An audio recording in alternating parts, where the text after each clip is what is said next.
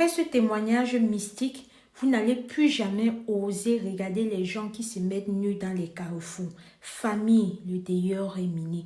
Écoutez cette histoire dans les moindres détails racontée par la personne en question. Pour mon ascension dans le milieu professionnel, j'ai eu à adhérer à un cercle mystique. Tout a commencé quand on m'a affecté. Quand je suis arrivé, j'ai commencé le travail, tout allait bien. Mais avec un peu de temps, j'ai remarqué que certains de mes collègues, même ceux de ma promotion, ils avaient des avantages que moi je n'avais pas.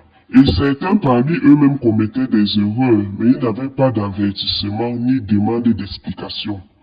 Mais quand moi je commettais même juste une petite erreur, j'étais directement sanctionné. Et un jour ils m'ont sanctionné comme ça, là, ça m'a tellement énervé.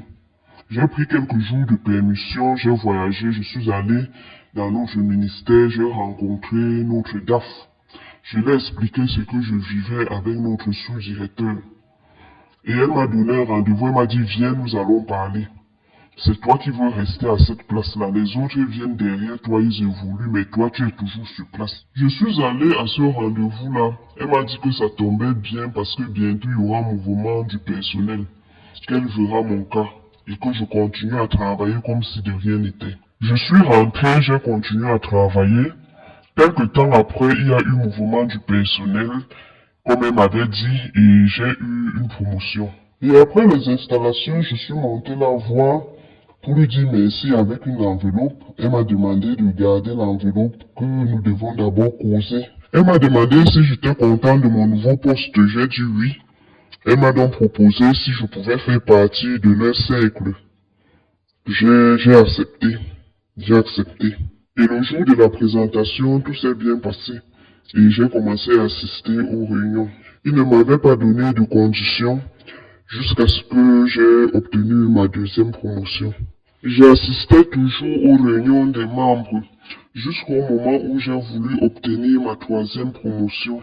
Ils m'ont donné pour condition de me rendre sur la tombe de mon arrière-grand-mère maternelle aux environs de minuit, tout nu, et de me coucher dessus, faire comme si je faisais l'amour avec une épouse. Comme ça de minuit jusqu'à 4 heures du matin. Comme ça pendant 3 jours. Ou alors que je me mette nu à un carrefour de 12 heures à 16 heures. J'ai donc pu remplir ma condition. Et au moment de la réunion, ils m'ont dit que j'avais fait une erreur pendant que je remplissais ma condition. Et que pour cela, je devais donner ma première fille en sacrifice. J'ai refusé, vu que mon épouse et moi, nous avons eu tellement de difficultés pour avoir même ces 2 enfants. Ils m'ont tellement mis la pression au point où j'ai failli perdre ma vie. Ce qui fait que j'ai cédé.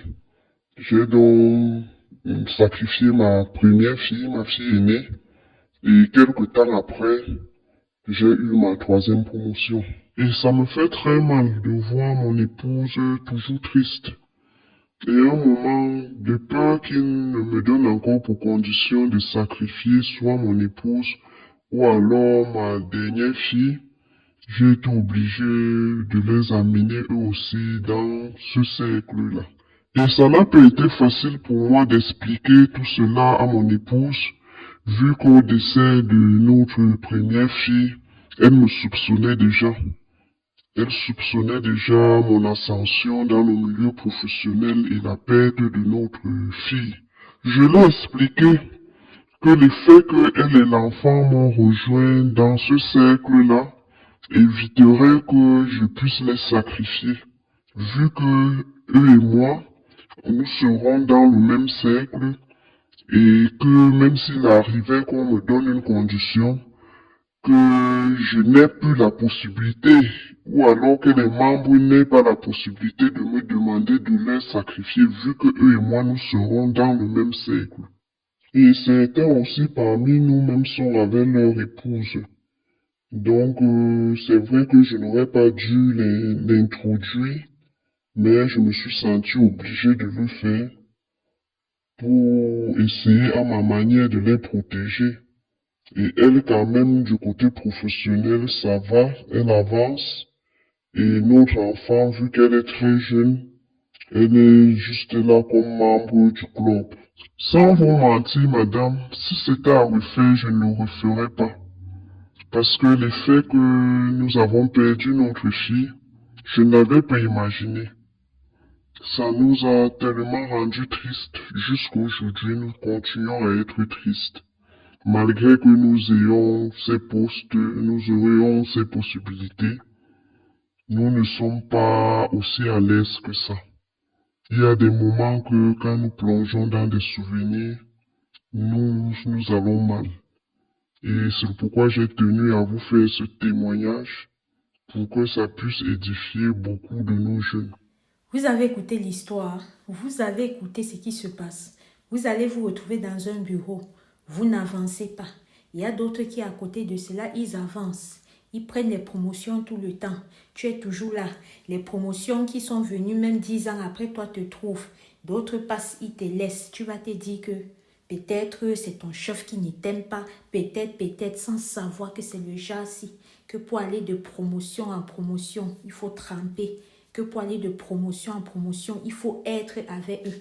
Voilà pourquoi j'ai l'habitude de vous dire, tu fais ta chose et tu ne connais pas ce que l'autre fait pour avoir ce que cette personne a.